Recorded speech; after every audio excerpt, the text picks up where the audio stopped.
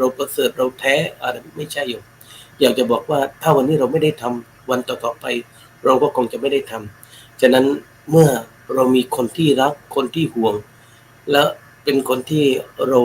ปรารถนาดีตลอดก็ให้ทำโยมนะทำทุกวันถ้าไม่ดีแล้ววันหนึ่งที่เราจะพบกับการเสียใจเราก็คงจะไม่ได้เสียใจอะไรมากนะโยมนะเราอาจจะเสียดายมากกว่าเสียใจโยมเพราะคำว่าเสียใจนี้เขาก็อยู่ติดตัวเราตลอดโยมไม่ได้ไปไหนแต่ในลักษณะถ้าเราเสียดายว่าเราไม่ได้ทำอะไรดีๆให้กับเขาด้วยสองมือด้วยสติด้วยปัญญาของเราแค่นั้นโยมนั่นคือสิ่งที่อาตมาเป็นอยู่นั้นโยมเป็นอยู่แต่ก็พยายามนะว่าเมื่อก่อนไม่กล้าออกงานไม่กล้าอะไรทั้งสิ้นเพราะว่ามันเป็นช่วงระยะเวลาที่เราจะต้องทำใจวันนี้แม่เกิน100 วันไปแล้วก็มีความรู้สึกว่าถ้าแม่ได้อยู่ภพภูมิดีๆได้อยู่ในที่ดีๆมันก็เป็นพลังบวกสำหรับเราเป็นพลังบวกสำหรับจิตใจของเราเพราะว่าเราพยายามทำดีที่สุดแล้วก็ให้สิ่งที่ดีที่สุดกับคนที่เรารักที่สุดเราและให้ใจเรามากที่สุดนั่นฉะนั้นว่าถ้าโยมจะทุ่มเทกับอะไรก็แล้วแต่โยมก็อย่าลืมดูแลตัวเองด้วยถ้าสมมติว่าโยมรักษากายดีรักษาใจดีโยมก็สามารถที่จะรักษาผู้อื่นได้ฉะนั้นบอกว่าชีวิตของเราจะเป็นพลังบวกได้เราก็ควรที่จะรักษาตัวเองดูแลตัวเองให้ดีและจะสร้างพลังบวกนั้นได้มากยิ่งขึ้นไปแต่มาภาพก็ขออวยพรให้ญาติโยมที่ยังมีพ่อมีแม่มีผู้มีบุญคุณมีผู้ที่มีพระคุณนะและมีคนที่โยมรักและเป็นห่วงทุกท่านขอให้โยมจงทำให้ดีที่สุดเท่าที่จะดีได้คำว่าเสียดายมันจะเกิดขึ้นแต่คำว่าเสียใจจะไม่เกิดขึ้นแน่เพราะโยมได้กระทำดีแล้วสุดท้ายก็ขอให้โยมมีสุขภาพร่างกายที่แข็งแรงสมบูรณ์คิดสิ่งหนึ่งสิ่งใดถ้าสิ่งนั้นไม่ผิดตามทำนองคงธรรม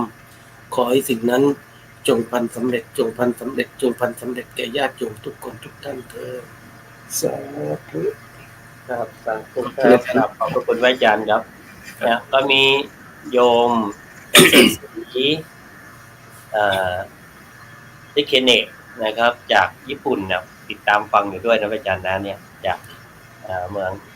อิบารากินะครับผมที่ได้เดินทางไปในโยมก็เข้ามารับฟังรับชมอยู่นะครับขออนุโมทนา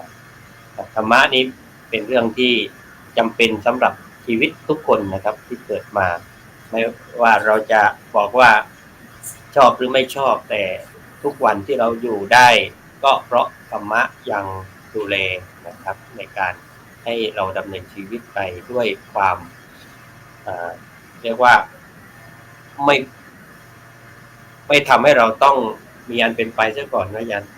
ย่างน้อยเรื่องของสตินะครับจะเป็นสำหรับชีวิตนะทั้งใจก็สำคัญที่บอกว่าต้องดูแลใจอย่างที่อาจารย์ได้เมตตามาวันนี้ก็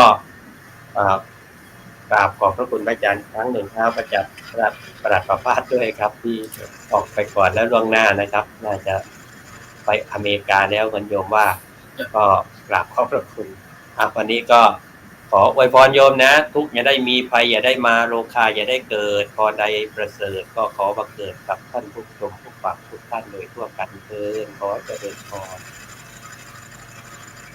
ก่อนนอนก็แผ่เมตตาโยมนะจะได้หลับเป็นสุขตื่นเป็นสุข